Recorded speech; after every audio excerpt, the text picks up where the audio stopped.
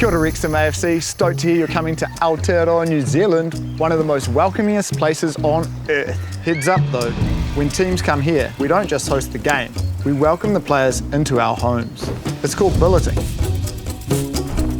We'll give you the bed, feed you some kai, but you're probably going to have to do the dishes. Plus, if you got time, we'll show you around the area. Bit of fresh air, couple of local spots.